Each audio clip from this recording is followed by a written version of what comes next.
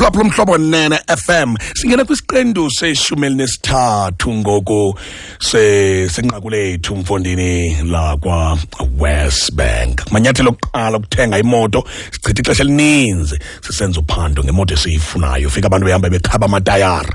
Nangokuba ke iyafikelela na ngokwasepokothweni. Xa ngoku ke sesifika kuya kuyithenga, sisayine isivumelwano, xhelwe xhukwana right through.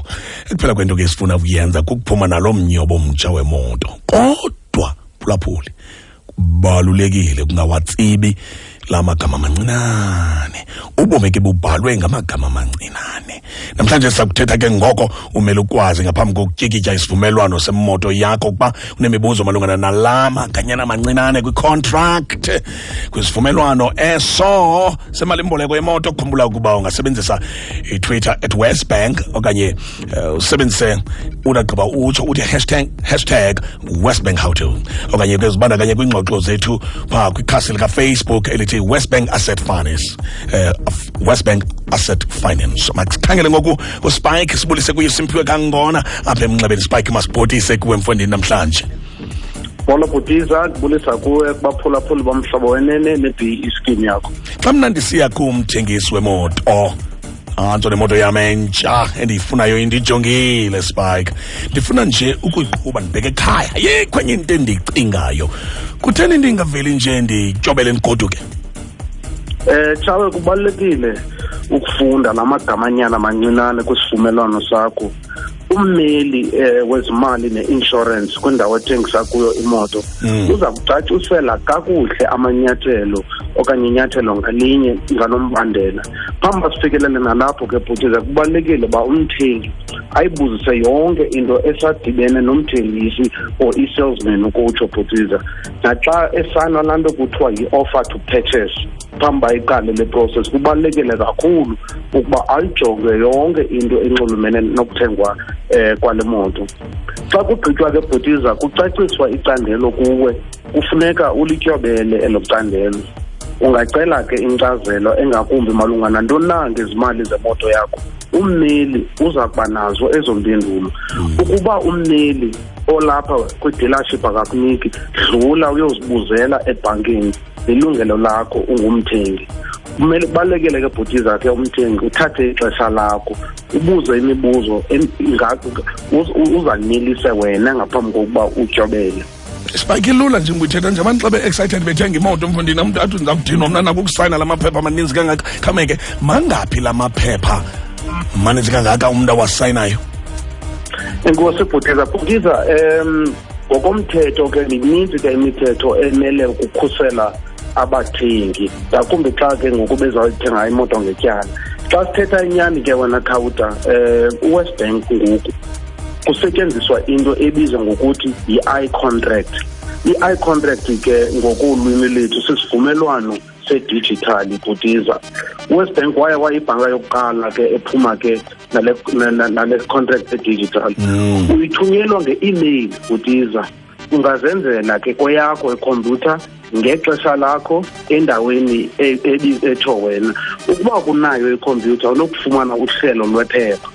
Nayo ke le into ithetha ukuba ungazifundela ngexesha lakho ngaphambi kokuba uze kubathengisi bemoto uze ukuphuthuma imoto yakho. Ukuba nalapha ke unayo imibuzo unokufowunela ke ummeli we-insurance nezemali okanye ufune uncedo kwaWesBank. Obu ke buchwepheshe balamaxesha ke bhutiza kuhambisana neprofile yakho.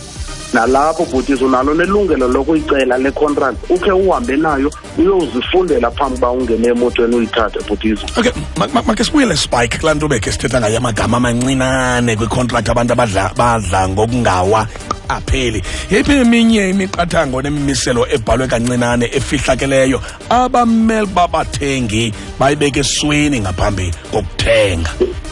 Enkosi bhutiza xa siqala phaya kwi-offer to purchase amakhona amagamanyana amancinanane apha ezantsi bhutiza ikuxelele ukuba le i-contract ngokuyingenayo uba ufuna uthenga le moto izawuthetha iintsuku ezinga, mhlawumbi yaphelela emveni kweentsuku ezisixhenxe njalo njalo bhutiza.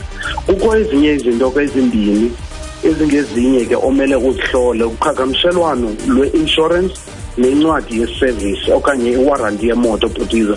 njengoba utshilo ke xa ungumthengi ke ufuna umnyobo wakho wemoto entsha uye ugcwale luchulumanco bhuti ufuna uqhuba le moto ugoduke uyobonisa nangayo le moto. Kubalulekile ke uba sifunde ngenyameko isivumelwano sakho se-insurance ukuqinisekisa ukuba zihambisana neemfuno zabo nezakho na. Ngelinye ixesha ke bhutile xa sinika umzekelo phaya kwi-insurance uye kubekho ixesha ke kufunwe uba xa une-insurance funeka ufake itreka emotweni ke ngezizathu ezithile bhutile, kanti ke ngelinye ixesha wena uyiqhuba le moto awuyifaki le treka kwenzeke umonakalo i-insurance ingafuni ubhatala. Enye ke bhutiza ingxaki esesiyibone kakhulu yimithetho ephathelene namatayara bhutiza.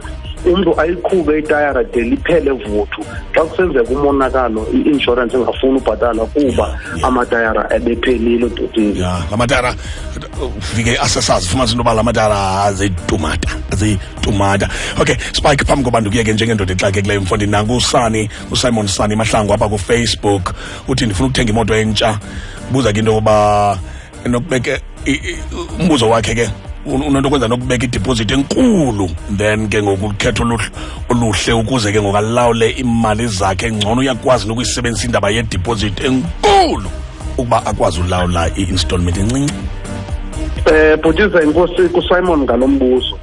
Bhutiza ukubeka ideposit enkulu lukhetho olungcono kwipokotho yomthengi bhutiza, njengoba siyazi ke ukuba imeko ke yezorhwebo ayintlanga kwaphela bhutiza. Umthetho uyakuvumela wena mthengi ukuba uyithenge imoto uboleke nemali xa ingenayo ideposit, kodwa ke ideposit ithetha ukuba uza kuboleka imali encinane ebhankini, yenza uhlawule izavenge ezincinane nenzala ke kanti iyehla xa kukho ideposit ebonakalayo ke bhutiza. Ukutsho ke bhutiza yonke ke loo nto edibene nedeposit iphakathi komthengi ke sigqibo somthengi ukuba makame njani na. Kodwa ke bhutiza umba nje obalulekileyo ndifuna ubeka wokugqibela wokuba abantu mabalumke ngcono bathenge imoto ethetha ngepokotho, hayi imoto yeminqweno yomntu bhutiza, kodwa ingadibani nepokotho yomntu. Okay, Spike, masibulele kakhulu ndoda enkulu ba unathi namhlanje apha kwi-BEE ukumela nje mphulaphuli nazo ke ndicinga ukuba kufuneka sithethe oku kwinkqubo yethu ethi #WesBank how to veki nje zonke nakwiveki zayo ke ndisakwenza loo nto ke sincokole ke xa imali ishokoxeka. Next week sabe sisitsho xa imali ishokoxekile. Esithethe ngako ke kule iveki ke kube luncedo kakhulu ngoba besazi ukuba singafunda lukhulu kangaka nokuba ukufunda zonke izinto ezibhalwe phantsi kubalulekile ngaba into ezibhalwe ngamagama amancinci. Khumbula ke imibuzo yakho ke ungayithumela ke apha ku-Twitter mapana lapha kuSimphiwe Kangona neqela lakhe bakuphendula Facebook naku-Twitter ke kude kube lixesha elizayo.